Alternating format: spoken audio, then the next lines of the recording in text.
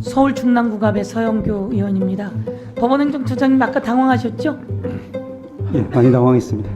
예, 사실 협력관의 이름을 모른다는 건 근데 우리가 그렇게 해오거든요. 그 협력관하고 개인적으로 잘 아세요? 그렇지는 않습니다. 그렇지 않죠. 그거 거짓말이에요. 그러니까 이재명 대표 허위사실로 얘기하면 그거 거짓말이 된다. 질문이 그거였어요. 그때 앵커가 김문기하고 개인적으로 잘 아는 사이세요? 이렇게 물어본다고요. 아닙니다. 제가 잘 모릅니다.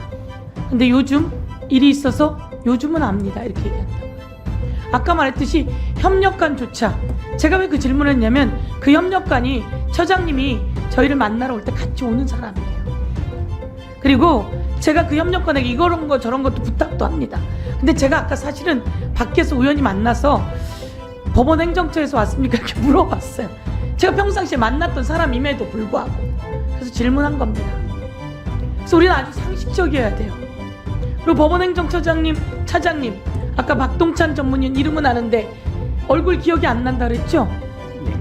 우리 사실 매일 보거든요. 개인적으로 좀 아세요? 개인적으로 모릅니다. 허위 사실이 된다고요. 이런 것처럼 과연 우리는 허위 사실 유포라고 하는 것은 무엇이냐?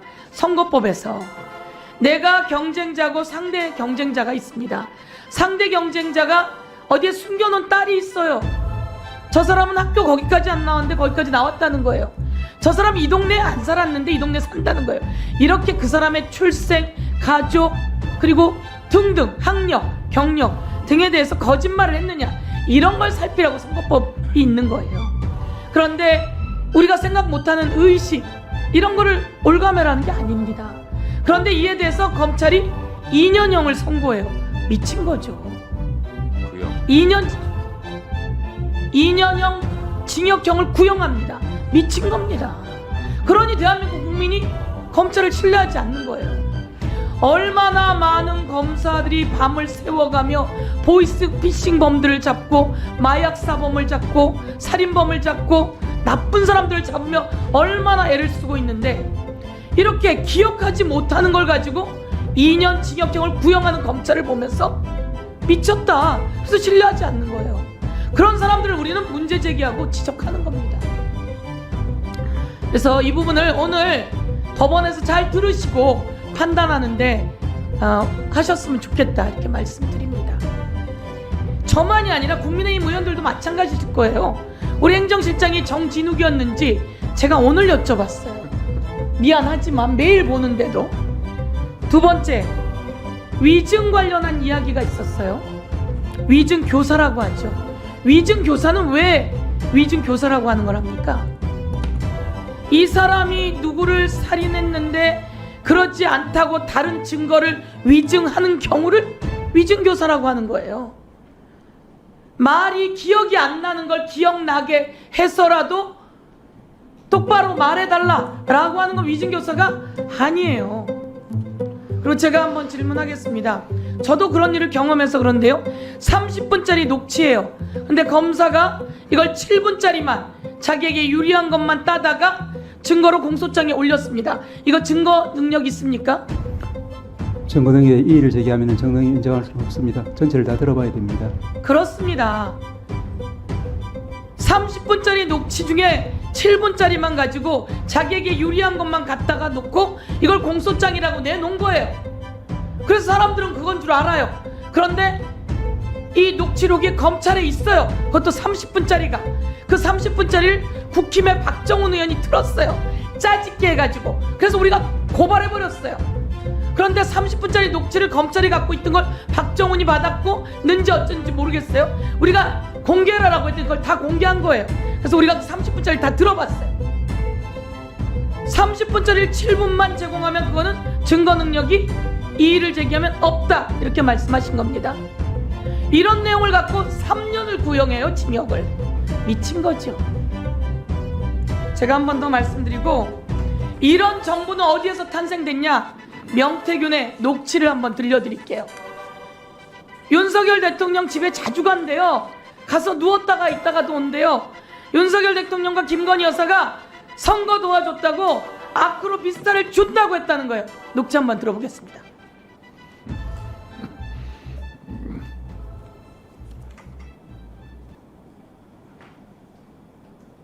명 씨는 대선에서 윤석열 대통령을 도와 당선되면 김건희 여사가 보답을 약속했다는 취지로 말했습니다. 저를 뭘 주면 돼요? 앞으로부터 그 여사가 정말 대단한 거예요. 우리가 뭘 해야 돼요? 앞으로부터. 방송은 또 명 씨가 내가 만든 정권, 내가 무너뜨릴 수 있는 거죠라고 문자를 보냈고 자신이 판을 짰고 이 선거를 기획한 사람이라고 말했다고 전했습니다. 내가 만든 정권 내가 무너뜨릴 수도 있죠. 그게 뭐 됐습니까? 국민의힘은 자존심 안 상하나요? 이런 말 듣고? 윤석열, 김건희 여사는 자존심 안 상하나요? 이 사람의 헛소리를 삑삑해. 이종호는 왜 헛소리를 해대고 명태균은 왜 헛소리를 해? 이러고 법적 조치해야죠. 법적 조치 못하고 가만히 있잖아요. 아무 말도 못하고. 내가 만든 정권 내가 무너뜨린다는 말을 하는데 아크블 오피스텔을 준다고 했다는데 3억 6천을 받으러 갔다는데 왜 국민의힘은 아무 말을 못하죠? 왜 김건희 여사는 법적 조치를 안 하죠? 이것은 부린 것이 있고 엄청난 문제가 이제 골마 터진 걸 이야기합니다. 이것을 손도 못 대고 있는 검찰, 한쪽에는 증거 능력도 없는 것을 짜집게서 가지고 오고, 그리고 인식과 기억을 소환하는 검찰, 이게 문제가 있는 겁니다. 다시 한번 법원이 판단할 때 올바른 판단을 해줄 것을 법원에 기대합니다. 이상입니다. 네, 수고하셨습니다. 네, 하세요.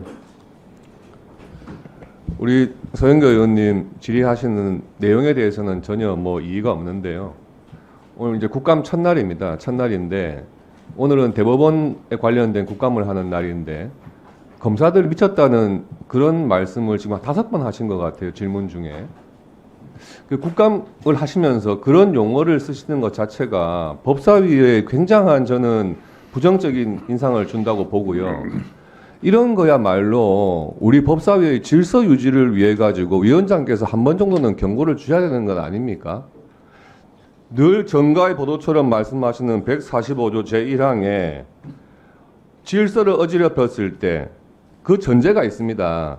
이 법 또는 국회 규칙을 위반하여 이런 부분이 있거든요.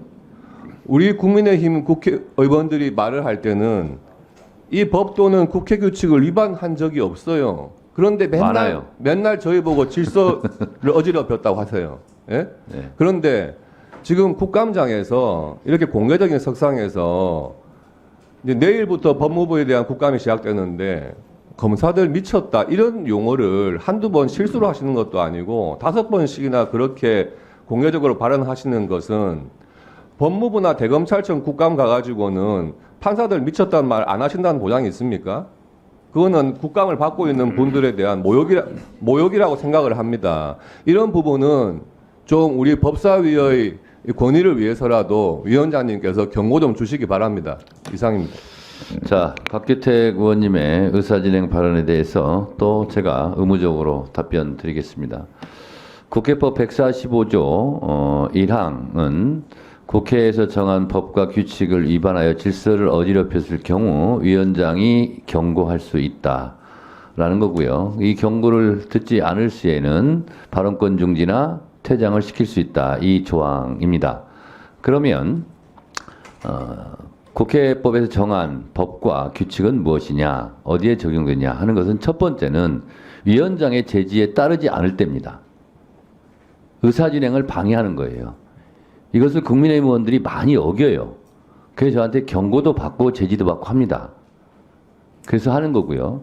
그리고 국회법을 보면 의제와 관련된 발언을 하면 안 된다, 모욕을 하면 안 된다, 뭐 이런 얘기가 등등이 나옵니다. 근데 그것은 다 주관적인 판단사항이고 해석사항입니다. 그래서 그 부분은 가급적이면 제가 건들지 않고 있어요. 다만 국회법에서 정한 49조 1항 위원장은 위원회를 대표하고 의사를 정리하고 질서를 유지하며 사무를 감독한다. 이 조항을 가지고 제가 주로 적용을 합니다. 왜냐? 모욕은 상대방에 따라 다 다르거든요. 의제와 관련이 있냐 없냐는 것도 다 다르거든요. 논쟁이 있을 수 있거든요. 그래서 가급적이면 국회법을 제가 적용할 때 위원장의 제지에 따르지 않는 경우를 주로 제가 국회법 145조 1항, 2항을 적용시킨다라는 말씀을 드리고, 곽기택 의원이 의사진행반을 통해서 지금 이런 형식은 아주 좋습니다. 중간에 곽기택 의원님이 끼어들지 않았어요. 제가 지금까지 계속 말씀드린 것은 이런 방식을 취하라는 거죠. 상대방 의원이 질의하는 시간에는 마음에 들지 않아도 참았다가 위원장한테 의사진행 발언을 신청하고 얻고 발언하. 이건 굉장히 모험적으로 저는 했다고 생각합니다. 그런데 제가 국회법에서 의제와 관련 없는 발언이라든가 모욕이라든가 이런 부분이 주관적인 판단의 영역인 것처럼 서영교 의원이 판단하기에 검찰이 미쳤다 할 수 있다고 저는 생각합니다. 드라마에서도 많이 나와요, 요즘. 그래서 그걸 가지고 서영교 의원님 앞으로 미쳤다는 발언을 하지 마세요라고 제가 제지하기에는 상당히 거시기합니다. 그래서 그 부분은 이렇게 하시면 될 것 같아요. 서영교 의원께서는 곽기택 의원이 이런 지적이 있었으니 참고하시기 바랍니다. 위원장이 어떻게 그걸 하지 말라 이렇게 말하는 것은 지나친 발언권의 발언의 자유에 대한 침해인 것 같습니다. 네, 그 정도 하고 넘어가시죠.